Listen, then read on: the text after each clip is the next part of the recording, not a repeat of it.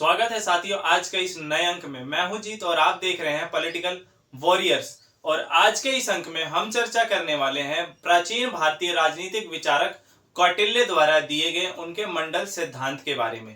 तो कौटिल्य ने अपने मंडल सिद्धांत के अंतर्गत जिन बातों को समावेश किया है और जिन बातों के द्वारा इसमें कौटिल्य ने मंडल सिद्धांत के अंतर्गत जिन नीतियों का प्रतिपादन किया है और इन नीतियों के द्वारा उसने यह निर्देश दिया है कि राज्य के राजा को उस मंडल सिद्धांत के अंतर्गत ही अपने राज्य को और बेहतर करने की दिशा में कार्य करना चाहिए, जिससे कि उसके राष्ट्र को सुरक्षित और अन्य राष्ट्रों से कोई भी हानि पहुंचाने का भय ना हो। इस स्थिति में जो है कौटिल्य ने अपने मंडल सिद्धांत का प्रतिपादन करने का काम किया है, जिसके द्वारा उन्होंने जो है मंडल सिद्धांत को एक मजबूत या राज्यों का वृत्त के संदर्भ में जो है मंडल सिद्धांत प्रस्तुत किया है। अगर हम कौटिल्य के मंडल सिद्धांत के बारे में देखें तो कौटिल्य का मंडल सिद्धांत भारतीय राजतंत्र का प्रमुख सिद्धांत माना जाता है, जिसके द्वारा कौटिल्य ने एक राष्ट्र को यह बताने का प्रयास किया है कि उसकी आंतरिक स्थिति जितनी मजबूत होती है उसकी बाह्य स्थिति भी उतनी ही मजबूत होनी चाहिए। और इस मंडल सिद्धांत के अंतर्गत उसने राज्य के आंतरिक चीजों को ना देखते हुए बाह्य चीजों को ध्यान दिया है, जिसमें अंतरराष्ट्रीय संबंध के बारे में उन्होंने विस्तार से बताया है। साथ विदेश नीति के रूप में भी एक राज्य की किन किन नीतियों का अनुसरण कर कर एक राज्य अपने राष्ट्र को और अधिक मजबूत कर सकता है। तो ये मंडल सिद्धांत रूप से देखें तो यह एक अंतरराष्ट्रीय राजनीति को परिभाषित करता है, जिसमें कि उसकी आंतरिक शक्तियों को ना देखते हुए राष्ट्र राज्य की बाह्य शक्तियों के बारे में इसमें चर्चा की गई है, जिसमें कौटिल्य ये बताने का प्रयास करते हैं कि किसी राष्ट्र को अपनी बाह्य शक्ति का निर्धारण करने के लिए कुछ राज्यों की मदद चाहिए होती है, जिसमें वो अपने इस मंडल सिद्धांत को और मजबूत करता है और अपने राष्ट्र को मजबूत करता है। तो इस रूप में कौटिल्य ने जो है मंडल सिद्धांत की जो है विवेचना की है और उसमें बताया है कि भारतीय राजतंत्र का यह एक प्रमुख सिद्धांत है, जिसके द्वारा राष्ट्र को और मजबूत किया जाता है। यहाँ हम देख सकते हैं कि कौटिल्य से पहले भी प्राचीन भारतीय राजनीतिक ग्रंथों में इसके प्रमाण दिखते हैं। कौटिल्य कोई पहला विचारक नहीं है जिसने मंडल सिद्धांतों के द्वारा एक नया विचार प्रस्तुत करने का प्रयास किया हो, लेकिन हम ये कह सकते हैं कि कौटिल्य द्वारा दिया गया मंडल सिद्धांत प्राचीन भारतीय ग्रंथों या प्राचीन भारतीय राजनीतिक विचारकों से कहीं अधिक पुष्ट नजर आता है। इसलिए कौटिल्य का जो मंडल सिद्धांत है बाकी के मंडल सिद्धांतों से काफी आगे निकलता है और आज के समय में भी वो काफी ज्यादा प्रासंगिकता से फैला हुआ नजर आता है। अगर हम प्राचीन भारतीय राजनीतिक ग्रंथों के प्रमाण के रूप में देखें तो हम देखते हैं कि वैदिक और ब्राह्मणिक ग्रंथों में जो है मंडल सिद्धांत की कोई विवेचना हमारे सामने नहीं आती। द्वारा जो मनुस्मृति में मंडल सिद्धांत की विवेचना हमें देखने को मिलती है। साथ ही महाभारत के संदर्भ में भी इस तरह के सिद्धांत की विवेचना आती है। साथ ही राम राज्य में इस सिद्धांत को दिग्विजय सिद्धांत के नाम से जाना जाता था।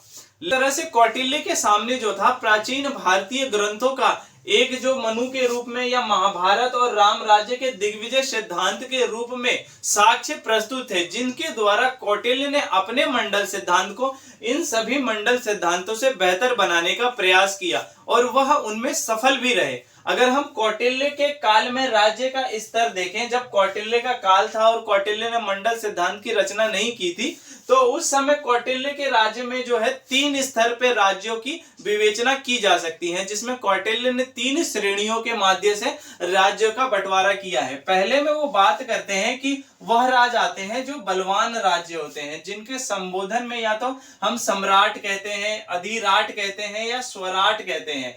ये सम्राट इतने बलवान होते हैं कि अपनी आंतरिक और बाह्य सुरक्षा का पूर्ण निर्धारण ये राज्य का संप्रभु करता है और ये राजा सबसे ज्यादा शक्तिशाली होता है। साथ ही दूसरे नंबर पर वो राज्य आते हैं जो हीन राज्य होते हैं।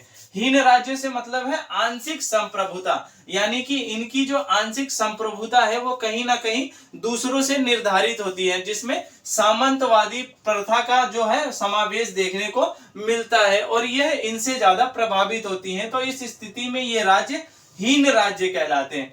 साथ ही तीसरे स्तर का जो राज्य कौटिल्य के काल में विद्यमान था वो है साम्राज्य। इस साम्राज्य में जो है स्वतंत्र संप्रभु राज्य होता है। इसकी ना तो किसी से दूसरी तरीके से या हम ये कह सके कि किसी दूसरे से प्रभावित होता है और ना ही ये इतना बलवान होता है, लेकिन इसकी स्थिति जो है साम्राज्य के रूप में होती है।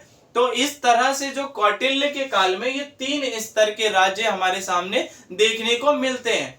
कौटिल्य ने जो अपने मंडल सिद्धांत का प्रतिपादन किया है, कौटिल्य द्वारा लिखी गई उनकी पुस्तक अर्थशास्त्र के 6ठे अभिकरण के दूसरे अध्याय में हमें ये मंडल सिद्धांत की विवेचना देखने को मिलती है, जिसमें कौटिल्य ने मंडल सिद्धांत के द्वारा एक विस्तारवादी नीति का जो है अनुसरण करने का प्रयास किया है।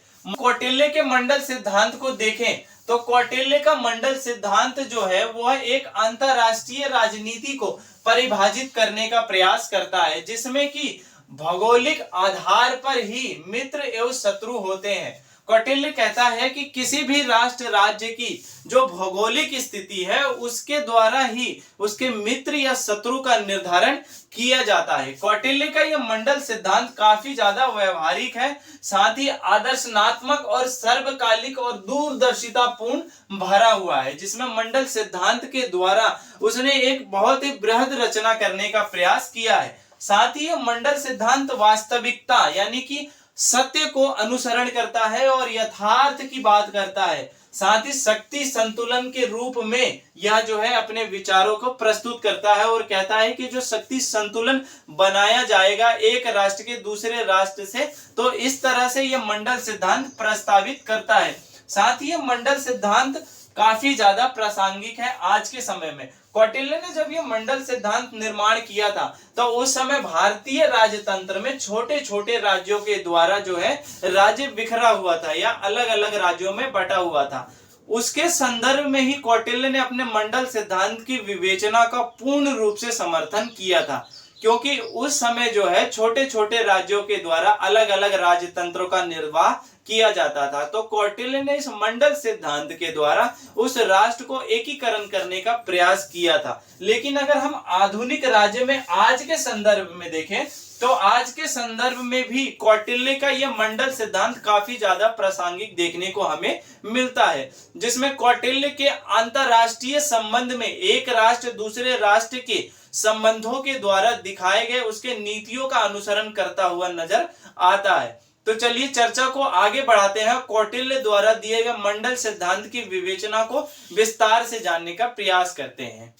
तो कौटिल्य ने अपने मंडल सिद्धांत के अंतर्गत यह बात को सामने रखा है कि वह राज्य जो अपने विस्तारवादी नीतियों का अनुसरण करते हुए अन्य राज्यों पर आक्रमण करता है या उसे जीत लेता है, उस राज्य को उन्होंने जो है एक विजय की इच्छा रखने वाला अर्थात बिजुगुसु की संज्ञा दी है। यानी बिजुगुसु वह राजा कहलाता है जो विजय की इच्छा रखता है, यानी वो विस्तारवादी नीतियों का अनुसरण करता है और अपने राज्य को फैलाने या बढ़ाने के लिए हमेशा अग्रसर रहता है, जिसके लिए वो युद्ध जैसे कार्यों को भी करता है या अन्य तरीके से भी दूसरे राष्ट्रों को अपने राष्ट्रों में मिलाता है। तो कौटिल्य ने इस बात के लिए बिजुगुसु को संकेत दिए हैं या अपने सिद्धांतों के माध्यम से यह बताने का प्रयास किया है कि बिजुगुसु को हमेशा अपने शत्रु के सहायकों के बराबर या तो अपने मित्र बनाने चाहिए या अपने सहायकों का निर्माण करना चाहिए, जिससे कि उसके राज्यों की जो सुरक्षा है वो निर्धारित हो सके।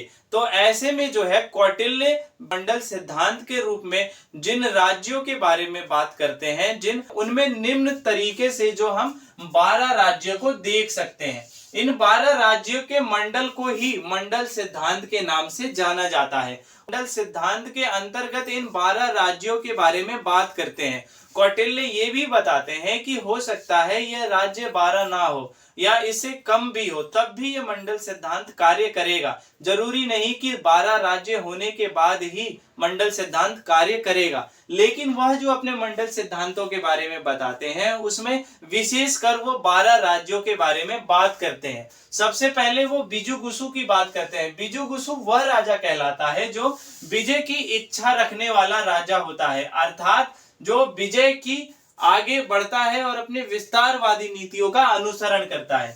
बिजुगुसु जो राजा है वो राज्य मंडलों के यानी कि जो राज्य मंडल का वृत्त है उसके मध्य में निवास करता है। उसका राज्य जो है इसके मध्य में रहता है, ये वृत्त के मध्य में रहता है। कुछ राज्य इसके आगे की तरफ होते हैं और कुछ राज्य इसके पीछे की तरफ होते हैं। तो जो राज्य बिजुगुसु के आगे के राज्य होते हैं वो राज्य अरि राज्य कहलाते हैं।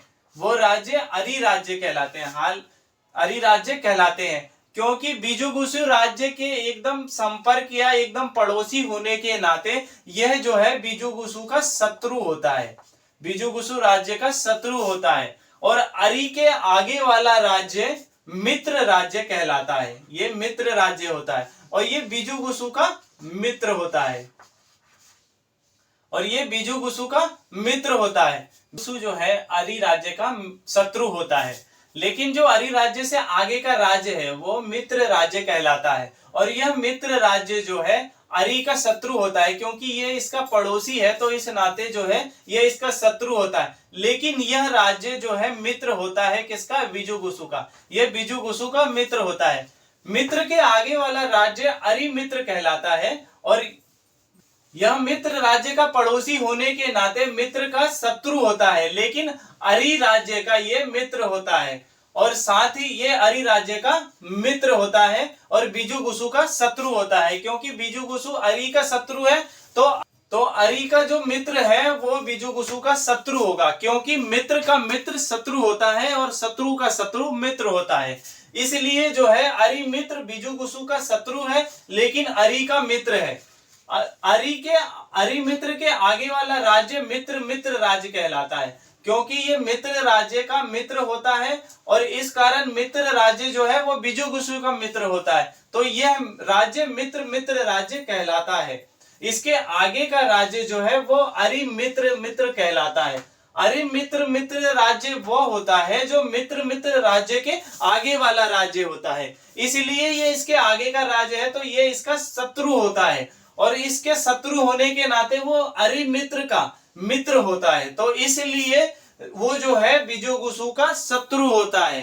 तो इस तरह से ये राज्य जो है बिजुगुसु के आगे के ये राज्य आते हैं। ठीक इसी तरह जो है बिजुगुसु के पीछे भी कुछ राज्य आते हैं। जब बिजुगुसु अपनी विस्तारवादी नीतियों के द्वारा आगे बढ़ने का प्रयास करता है तो ये पीछे के राज्य जो है उसको पकड़ लेते हैं, यानी पीछे के राज्य हमला करते हैं, जिससे कि इसके जो राज्य आगे बढ़ने की जो शक्ति होती है वो क्षीण हो जाती है। तो इसके पीठ के पीछे जो कुछ राज्य आते हैं, जो पहला राज्य आता है वो होता है पाषाण ग्रह। पाषाण ग्रह राज्य वो है क्योंकि वो बिजुगुसु के एकदम पड़ोस का मित्र पड़ोस का राज्य है, जिसके कारण जो है बिजुगुसु का शत्रु होता है। और पाषाण ग्रह के आगे एक राज्य है जिसे आक्रांत राज्य कहते हैं। यह आक्रांत राज्य बिजुगुसु का मित्र होता है, बिजुगुसु का मित्र होता है और पाषाण ग्रह का शत्रु होता है। आक्रांत के आगे एक राज्य होता है उसे पाषाण ग्रह सार कहते हैं। यह पाषाण ग्रह का मित्र होता है, आक्रांत का शत्रु होता है और आक्रांत के शत्रु होने के नाते वो बिजुगुसु का भी शत्रु होता है। पाषाण ग्रह के आगे एक राज्य होता है जिसका नाम आक्रांत ग्रह सार होता है।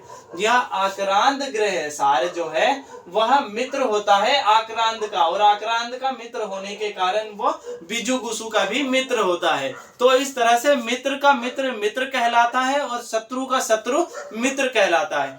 तो इस तरह से इनके अलावा भी दो अलग से राज्य आते हैं। एक राज्य मध्यम कहलाता है, दूसरा राज्य उदासीन कहलाता है। मध्यम राज्य बिजुगुसु के क्षेत्र से मिला होने के कारण शत्रु राज्यों से भी मिला होता है। यानी इसकी जो भूमि है, इसका जो क्षेत्रफल है मध्यम राज्य का, वह बिजुगुसु की सीमाओं से होते हुए शत्रु राजाओं की सीमाओं से भी मिलता है। मध्यम राजा शक्तिशाली राजा होता है। वो शक्तिशाली राजा होने के कारण वो शत्रु राज्यों की भी मदद करता है और बिजुगुसु की भी मदद करता है, और वो एक समय में दोनों ही राष्ट्रों से युद्ध भी कर सकता है। दूसरा राज्य जो है वह उदासीन राज्य कहलाता है। दूसरा राज्य जो है वह उदासीन राज्य कहलाता है। उदासीन राज्य का जो क्षेत्रफल है वो ना ही तो अरिमित्र यानी बिजुगुसु के शत्रुओं के क्षेत्रफल यानी उसके राज्यों से सटा होता है, ना ही बिजुगुसु के क्षेत्र से सटा होता है, और ना ही मध्यम राज्य के क्षेत्र से सटा रहता है। ये तीनों ही राज्यों से इसका जो राज्य है वो एकदम अलग रहता है, और ये बहुत ही शक्तिशाली राजा होता है। यह इतना शक्तिशाली राजा होता है कि वो तीनों राज्यों से एक समय पे युद्ध कर सकता है, इसलिए यह सबसे अलग रहता है। तो कौटिल्य ने अपने मंडल सिद्धांत में इन 12 राज्यों की जो है परिकल्पना की है, और साथ ही कौटिल्य ने अपने 12 राज्यों के इस परिकल्पना के रूप में उन्होंने जो है एक चतुर्दश मंडल की स्थापना करने का भी निर्देश दिया है बिजुगुसु को। बिजुगुसु को कहता है कि इस आधार पर उसे जो है अपने मित्र और शत्रुओं का चयन करना चाहिए और चतुर्दश मंडल का जो है निर्माण करना चाहिए। ये चतुर्दश मंडल क्या है? इसमें जो है ये संपूर्ण राज्यों को, इन संपूर्ण राज्यों को जो है 4 भागों में विभाजित किया जाता है, जिसमें हम देखते हैं कि इसमें राज्य की जो स्थिति और व्यवहार होता है उसके आधार पर जो है इन राज्य मंडलों को 4 राज्य मंडलों में विभाजित किया जाता है। पहला राज्य मंडल कहलाता है वो होता है जिसमें स्वयं बिजुगुसु होता है और बिजुगुसु का मित्र होता है और बिजुगुसु के मित्र का मित्र होता है। यानी कि ये पहले मंडल में बिजुगुसु के वो मित्र आते हैं जो उसकी युद्ध के समय सहायता करते हैं, और मित्र के मित्र जो उसके युद्ध के समय और सहायता करते हैं। यानी कि बिजुगुसु का पहला मंडल उसके मित्र हैं और मित्र के मित्र हैं। राज्य का दूसरा मंडल वो है जो शत्रु है, यानी जो अरि राज्य है वो शत्रु है, शत्रु का मित्र और शत्रु के मित्र का मित्र दूसरा मंडल कहलाता है। तीसरा मंडल मध्यम राज्य कहलाता है। मध्यम राज्य में उसके मित्र और मध्यम राज्य में उसके मित्र का मित्र, यानी जो मध्यम राज्य है उसका कोई राज्य मित्र है और उस मित्र का कोई अन्य राज्य मित्र है, तो इस नाते मध्यम राज्य का मित्र और उसके मित्र का मित्र उसका तीसरा मंडल कहलाता है। साथ ही कौटिल्य चौथे मंडल के बारे में बात करते हैं, कहते हैं उदासीन राज्य का जो मित्र है और उसके मित्र का जो मित्र है वो चौथा मंडल कहलाएगा। तो इस तरह से कौटिल्य ने जो है इस 12 जो मंडल है राज्य के, इनको चतुर्दश मंडल के आधार पर भी विभाजित किया है, जिसमें जो है बिजुगुसु अपने शत्रुओं का और अपने मित्रों का पूर्ण रूप से निर्धारण कर सकता है और ये बता सकता है कि कौन मित्र है और कौन शत्रु। इस तरह से जो है कौटिल्य का जो मंडल सिद्धांत है वो कुछ नहीं है, वो केवल और केवल राज्यों का वृत्त है, यानी एक राज्यों का सर्कल है, और इस सर्कल के आधार पर ही जो अलग अलग राज्य हैं उस तरह से बटे हुए हैं और सभी राज्य को अपने जो है मित्र और शत्रु बनाने का जो है अधिकार प्राप्त है। इस आधार पर जो है कौटिल्य ने ये बताया है कि ये जरूरी नहीं है कि हमेशा जो राज्यों का जो वृत्त है वो हमेशा गोलाकार या वृत्ताकार ही हो, एक सीधी रेखा में भी राज्यों का जो है निर्धारण किया जा सकता है और इस तरह से भी राज्य अपने मित्र और शत्रु बना सकते हैं। कौटिल्य का जो मंडल सिद्धांत है वो 12 राज्य मंडलों में विभाजित है, जिसमें अलग अलग 5 जो है अलग अलग प्रवृत्तियां भी पाई जाती हैं, यानी 60 प्रवृत्तियां हमें देखने को मिलती है। प्रत्येक राज्य में यानी हर एक राज्य में, इन 12 राज्यों में हर एक राज्यों में जो है 5 प्रवृत्तियां होती हैं या 5 प्रकृतियां हम मान सकते हैं। हर एक राज्य के लिए जो जरूरी तत्व होते हैं, जैसे मंत्री जिसे हम अमात्य भी कहते हैं, मंत्री, जनपद, दुर्ग, कोष और दंड, ये 5 जो प्रवृत्तियां हैं वो हर एक राज्यों में पाई जाती है। तो इस नाते जो ये 5 इंटू 12 करते हैं तो ये 60 प्रवृत्तियां हमारे सामने उभर कर आती है। और इन 60 प्रवृत्तियों को जब हम 12 से जोड़ देते हैं तो ये 72 प्रवृत्तियां जो है मंडल सिद्धांत का निर्धारण करती है, कौटिल्य द्वारा दिए गए मंडल सिद्धांत के अंतर्गत। तो कौटिल्य बताते हैं कि इन 12 जो मंडल सिद्धांत है उनकी 72 प्रवृत्तियां होती हैं, जिसके द्वारा जो है एक राज्य अपने राष्ट्र राज्य का निर्धारण करता है।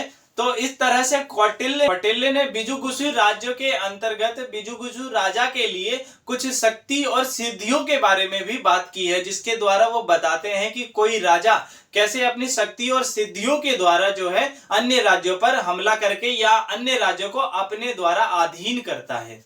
कौटिल्य जिन शक्ति और सिद्धि के बारे में बिजुगुसु के संदर्भ में बात करते हैं वो निम्न प्रकार से हम देख सकते हैं। बिजुगुसु की शक्ति और बल, जो कि बिजुगुसु की शक्ति और सिद्धि के बारे में कौटिल्य बात करते हैं, शक्ति से उनका तात्पर्य बिजुगुसु के बल की ओर है और सिद्धि से तात्पर्य कौटिल्य का बिजुगुसु के सुख से है। यानी सिद्धि जो है सुख को प्रदर्शित करती है और शक्ति बिजुगुसु के बल को प्रदर्शित करती है, जिसे कौटिल्य 3 भागों में बांटते हैं। यानी कौटिल्य जो है शक्ति और सिद्धियों के 3 अलग प्रकार बताते हैं। कौटिल्य जो है पहले प्रकार में शक्ति के 3 प्रकारों में जो पहला प्रकार बताते हैं वो कहते हैं कि मंत्र शक्ति या ज्ञान शक्ति। बिजुगुसु का पहला जो है वो शक्ति के लिए यानी उसके बल को और अधिक बढ़ाता है। दूसरा है प्रभु शक्ति, यानी प्रभुता, कोष या सेना बल किसी बिजुगुसु के शक्ति को और ज्यादा पुष्ट करने का कार्य करता है। तीसरा वो शक्ति के संदर्भ में बताते हैं उत्साह शक्ति, जो कि राजा का पराक्रम बल शक्ति होता है।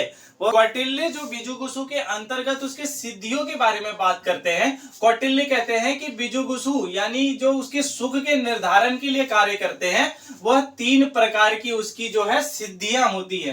पहली सिद्धि क्या है? मंत्र सिद्धि, यानी कि मंत्र शक्ति से उसकी जो है मंत्र सिद्धि मिल जाती है। दूसरी है प्रभु शक्ति, यानी प्रभु शक्ति से प्रभु सिद्धि मिलती है। उत्साह शक्ति से उसको उत्साह सिद्धि मिलती है। तो इस प्रकार से वो 3 सिद्धियों की बात करते हैं और 3 शक्तियों की बात करते हैं, जिसके द्वारा जो है बिजुगुसु उसके बाद जो है राजा को श्रेष्ठ सम्मान मिलता है। यानी बिजुगुसु जो है शक्ति और सिद्धि को प्राप्त कर लेता है ये 3 चीजों को, तो उसके बाद जो है उसे अन्य राजाओं के सामने जो है श्रेष्ठ सम्मान मिलता है। और कौटिल्य कहता है कि इन शक्ति और सिद्धियों के द्वारा ही बिजुगुसु अर्थात विजय की इच्छा रखने वाला राजा ही अपने पड़ोसी राज्यों की सिद्धि और शक्ति का अंदाजा लगाकर अपने नीतियों का अनुसरण करता है, यानी अपनी नीतियों का निर्धारण करता है। अगर वो पाता है कि उसके पड़ोसी राज्यों की शक्ति और सिद्धियां उसकी शक्ति और सिद्धियों से ज्यादा कमजोर है तो वह उस राष्ट्र पर हमला कर उस राष्ट्र को अपने अधीन कर लेता है और अपनी विजय रथ को और आगे बढ़ाता है। लेकिन अगर वो यह देखता है कि राजा जो है पड़ोसी राज्य उससे ज्यादा शक्तिशाली है और उसकी शक्ति और सिद्धियों के मुकाबले कम है, तो उस राज्य को वहां पर ठहर जाना चाहिए, यानी कि उसे हमला नहीं करना चाहिए और उसको दूसरा सहारा लेना चाहिए, संधियों का सहारा लेना चाहिए, जिससे कि उसे अपने राज्य को और मजबूत बनाया जा सके। साथ ही कौटिल्य इस बात का भी निर्धारण करते हैं कि राज्य को कभी भी 2 मोर्चों पर युद्ध नहीं करना चाहिए, या 2 मोर्चों की बात करते हैं। कौटिल्य कहते हैं कि किसी भी राज्य को या बिजुगुसु राजा को जब वो एक लड़ाई लड़ रहा हो तो उसे दूसरे राष्ट्र से लड़ाई नहीं लड़नी चाहिए। अगर वो ऐसा करता है तो वो बुरी तरह से हार जाएगा। उदाहरण के संदर्भ में हम देख सकते हैं हिटलर को 2 मोर्चों से युद्ध की थी, जिसका परिणाम ये हुआ कि हिटलर बुरी तरह से हार गया उस युद्ध को। इसीलिए कौटिल्य कहता है कि राजा को हमेशा कभी भी 2 मोर्चों पर युद्ध नहीं करना चाहिए। अगर उस बिजुगुसु को ये लगे कि वह जब एक राज्य से युद्ध कर रहा है और दूसरे युद्ध भी संभावित है तो उसे दूसरी जगह जो है संधि का सहारा लेना चाहिए और पहली जगह से युद्ध जीत जाने के बाद ही उसे दूसरा युद्ध लड़ना चाहिए। उसे एक समय पर 2 युद्धों की घोषणा नहीं करनी चाहिए। इसके बाद जो है कौटिल्य जो है राजा को बिजुगुसु राजा के कुछ युद्ध के प्रकार भी बताते हैं। कौटिल्य कहते हैं कि किसी भी राज्य के लिए उसकी शक्तिशाली सेना ही उसके राज्य का निर्धारण करती है। कौटिल्य कहते हैं कि सेना के जो है 4 अंग होते हैं। पहली सेना जो पैदल चलती है, दूसरी सेना जो हाथियों से चलती है, तीसरी सेना जो घोड़े से चलती है और चौथी सेना जो रथ पर सवार होकर चलती है। सैनिक है वो हमेशा वंशानुगत रूप में ही चुना जाना चाहिए और कहते हैं कि जो हाथी पर जो सेना चलती है वो सेना ही सबसे उपयुक्त सैनिक मानी जाती है, क्योंकि बिजुगुसु के विजय के लिए यानी विक्ट्री के लिए 3 प्रकार के बलों की बात की है, जिसके द्वारा जो है बिजुगुसु अपने विजय रथ को आगे बढ़ाता है और अपनी विजय प्राप्त करता है। वो कहते हैं कि नैतिक बल किसी भी राजा के पास होना चाहिए, साथ ही अर्थ बल यानी कि उसके पास धन बल होना चाहिए, और कूटनीतिक बल यानी किसी दूसरे राज्यों के साथ कब संधि करनी है और कब संधि का विच्छेद करना है, यह राजा के लिए बहुत जरूरी है। इन 3 माध्यमों के द्वारा ही कोई राज्य विजय की प्राप्ति की ओर बढ़ सकता है। साथ ही कौटिल्य युद्ध के 3 प्रकारों के बारे में भी बात करते हैं। वो कहते हैं कि बिजुगुसु को हमेशा प्रकाश युद्ध के संदर्भ में कहते हैं कि देश और ये समय के निश्चित कर ही यह युद्ध लड़ा जाता है।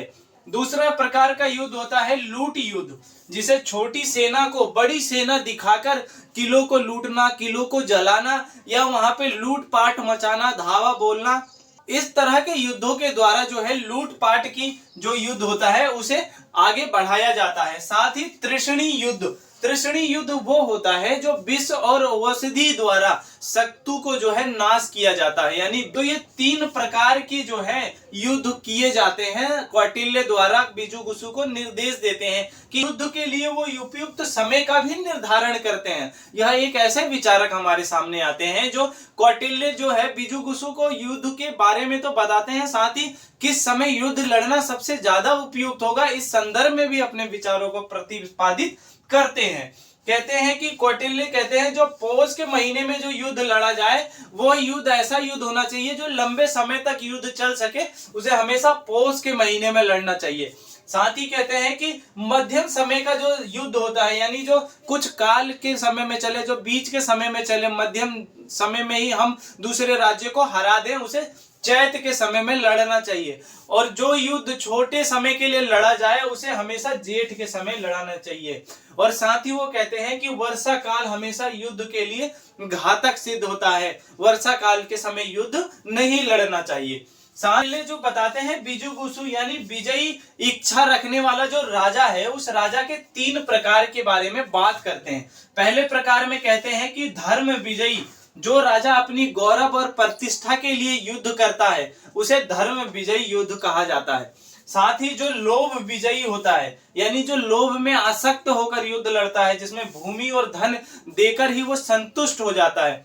तीसरे प्रकार की विजय के बारे में बात करते हैं, वो कहते हैं असुर विजयी होता है, यानी उसमें या तो उसे धन, भूमि, प्राण और स्त्री देकर संतुष्ट कर दिया जाता है। तो इस तरह से कौटिल्य ने जो है विजयी राजा यानी बिजुगुसु के संदर्भ में इस तरह की बातों को अपने सिद्धांतों में स्थान देने का प्रयास किया है। कौटिल्य ने मंडल सिद्धांत के अंतर्गत ही उन सभी सिद्धांतों का समावेश कर दिया है जिसके अंतर्गत एक अंतरराष्ट्रीय राजनीति में यथार्थवादी दृष्टिकोण के द्वारा ही राज्य का निर्धारण किया जा सके। कि इस मंडल सिद्धांत को और व्यवस्थित रूप से चलाने के लिए उन्होंने जो है आगे साणगुण्य नीति का भी अनुसरण किया है। तो आइए उनके द्वारा दिए गए साणगुण्य नीति के बारे में भी जानते हैं। बिजुगुसु राज्य को और ज्यादा बेहतर तरीके से कार्य करने के लिए, उसे अंतरराष्ट्रीय संबंध को और ज्यादा व्यवहारिक बनाने के लिए उन्होंने जो है साणगुण्य नीति यानी कि 6 सिद्धांतों वाली नीति का जो है प्रस्तावित उल्लेख किया है, जिसके द्वारा उन्होंने साणगुणी यानी 6 लक्षणों वाली नीति जो विशेषकर विदेश नीति को और ज्यादा पुष्ट करेगी, उस संदर्भ में उन्होंने अपने विचारों को रखा है। इसके अंतर्गत वो बात करते हैं कि 6 लक्षणों वाली नीति को हमेशा विजय की इच्छा रखने वाले अर्थात बिजुगुसु राजा को अनुसरण करना चाहिए। इसके संदर्भ में कौटिल्य ने अपने अर्थशास्त्र के 7वें अध्याय में जो है इसका उल्लेख किया है। इसका उल्लेख मनु द्वारा भी मनुस्मृति में किया गया है। साथ ही हम इसका उल्लेख महाभारत के संदर्भ में भी देख सकते हैं। लेकिन कौटिल्य ने अपने साणगुण्य नीति के अंतर्गत जिन 6 सिद्धांतों के बारे में बात की है वो निम्न प्रकार से हम देख सकते हैं, जिसमें पहली बात करते हैं वो संधि की, दूसरा विग्रह, तीसरा आसन, चौथा यान और 5वां संश्रय यानी आश्रय लेना और छठा है दैदी भाव। इन 6 सिद्धांतों के यानी 6 लक्षणों वाली सिद्धांतों के द्वारा ही वह जो है विदेश नीति को और ज्यादा पुष्ट करने का प्रयास करते हैं और कहते हैं कि इन नीतियों के द्वारा ही बिजुगुसु अपने राज्य को और ज्यादा विस्तार कर सकता है। तो इसके बारे में वो विस्तार से बताते हैं। पहली संधि, कौटिल्य कहते हैं कि बिजुगुसु को हमेशा संधि का सहारा ले लेना चाहिए। अगर उसे लगे कि संधि के द्वारा उसका हित हो सकता है और शत्रु का नाश हो सकता है तो ऐसे में उसे संधि करना चाहिए। वो कभी भी संधि को इस संदर्भ में लेते हैं कि संधि के द्वारा हमेशा बिजुगुसु का लाभ होना चाहिए और उसके मित्र राष्ट्रों का भी लाभ होना चाहिए, साथ ही शत्रु का हमेशा हानि होना चाहिए। यानी संधि हमेशा उस भाव में ली जाएगी कि बिजुगुसु का तो फल अच्छा होगा, यानी बिजुगुसु के लिए तो वो संधि लाभदायक होगी, लेकिन जो उसके जिसके साथ संधि है यानी शत्रु राष्ट्रों के साथ संधि हो रही है उसके लिए वो संधि अच्छी नहीं रहेगी, यानी वो हमेशा संधि बिजुगुसु के अंतर्गत हितकारी होगी। इसीलिए वो संधि का सहारा लेने का कार्य करते हैं। वो कहते हैं कि संधि के निम्न प्रकार हो सकते हैं। कौटिल्य के द्वारा संधियों के निम्न प्रकार बताए गए हैं, जिनमें हम देख सकते हैं कि हीन संधि। इस संधि के द्वारा जो है बलवान राजा से जो है कमजोर राजा अपनी संधि करता है, जिसके लिए उसकी सुरक्षा का संवर्धन, उसके हितों का संवर्धन जो है बलवान राजा करता है। दूसरी संधि दंडोपनत संधि कहलाती है, जो 3 प्रकार की संधि होती है। अमिश संधि यानी कि सेना धन का समर्पण कर देता है विजयी राजा के सामने। दूसरी संधि है पुरुषार्तर संधि। इसमें क्या है, सेनापति और राजकुमार को विजयी राजा को सौंप दिया जाता है।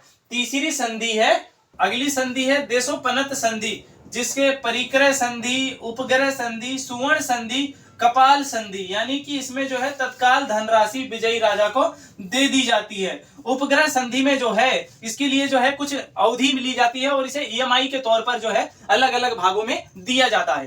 परिपणित देश संधि, ये एक रणनीतिक संधि होती है जिसमें 2 राज्य मिलकर करते हैं।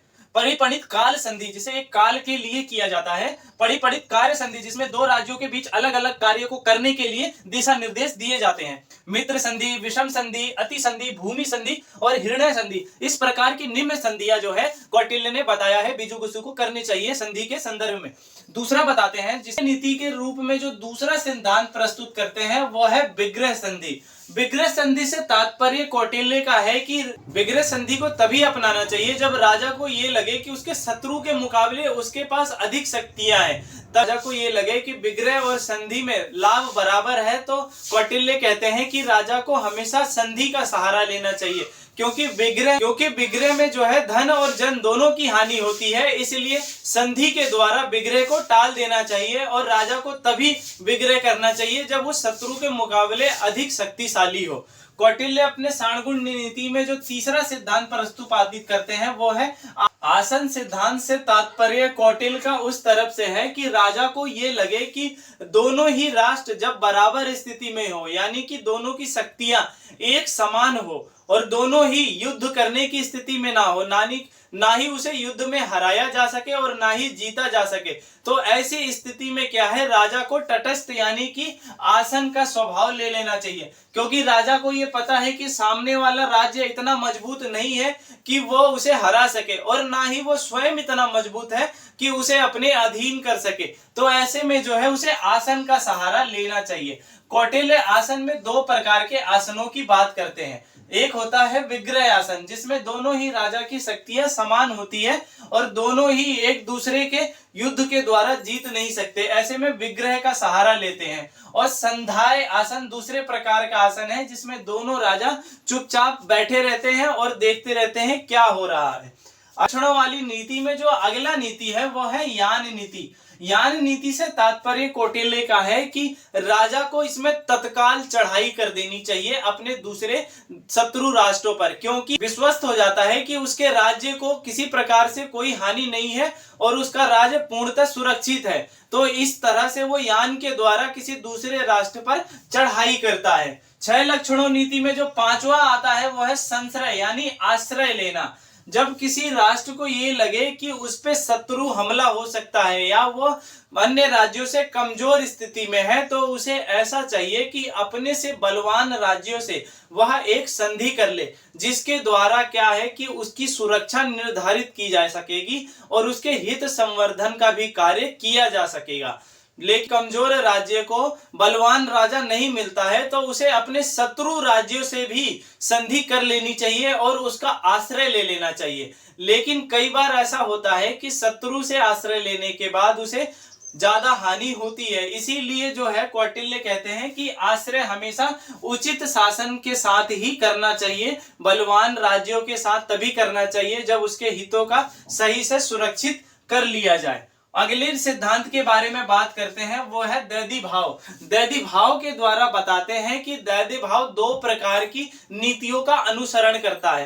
पहला तो वो संधि के मार्ग पे चलता है और दूसरा जिस राष्ट्र के साथ संधि है उसको छोड़ दूसरे राष्ट्रों के साथ युद्ध की तरफ बढ़ जाता है। तो इस तरह से इस नीति में जो है दो प्रकार के भावों का प्रादुर्भाव होता है, जिसे दैदी भाव के नाम से जाना जाता है, जिसमें एक और संधि और दूसरी ओर युद्ध के रूप में हमें देखने को मिलता है। कौटिल्य कहते हैं कि इस साणगुण्य नीति को और ज्यादा व्यवस्थित रूप से संचालन करने के लिए या इसे सफल बनाने के लिए और अंतरराष्ट्रीय राजनीतिक व्यवस्था में शांति स्थापना करने के लिए वो चार सिद्धांतों का प्रतिपादन करते हैं। प्राचीन भारतीय चिंतकों के सिद्धांतों के बारे में बात करें तो वो 7 प्रकार के सिद्धांतों की बात करते हैं, यानी 7 नीतियों की। साम दाम दंड भेद माया उपेक्षा और इंद्रजाल, इन 7 बारों में बात करते हैं। लेकिन कौटिल्य इन 7 में से केवल इन 4 सिद्धांतों का ही अनुसरण करते हैं, जिसमें साम दाम दंड भेद के बारे में वो बताते हैं। साम से अर्थ उनका ये है समझाने से, यानी किसी राष्ट्र के साथ समझबूझ या कूटनीतिक पहल के द्वारा ही उस राष्ट्र के साथ जो है समझौतावादी नीतियों का अनुसरण करते हुए अपने कार्य को सिद्ध करना चाहिए।